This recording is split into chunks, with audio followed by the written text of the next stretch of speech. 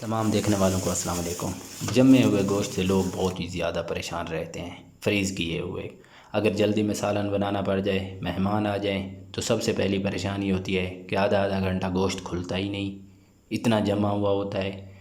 دوستو پریشان ہونے کی کوئی ضرورت نہیں، یہ طریقہ استعمال کریں، انشاءاللہ 3 منٹ 5 منٹ زیادہ سے زیادہ 8 منٹ میں بوٹی بوٹی الگ ہو جائے گی۔ پانی لے لینا ہے، نمک شامل کرنا ہے، 2 سے 3 ٹیبل سپون آپ نے نمک شامل کر لینا ہے، تھوڑا پانی زیادہ لینا ہے، سرکہ شامل کرنا ہے۔ اگر سرکہ نہ ہو تو کوئی بات نہیں، آپ 1 آدھا ٹیبل سپون نمک اور شامل کر دیں۔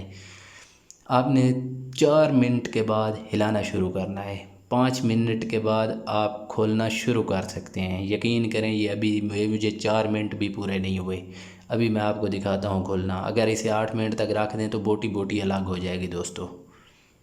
یہ دیکھیں،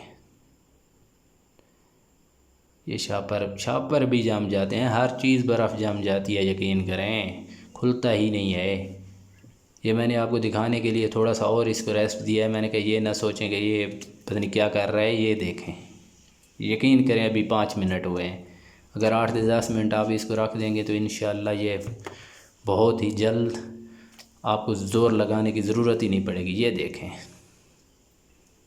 یہ صرف 5 منٹ ہوئے ہیں، اس لیے تھوڑا زور لگانا پڑ رہا ہے، پھر بھی الگ الگ ہو رہے ہیں۔ یہ دیکھیں، آپ نے ضرور طریقہ استعمال کرنا ہے، انشاءاللہ جب آپ طریقہ استعمال کریں گے تو آپ یاد رکھیں گے۔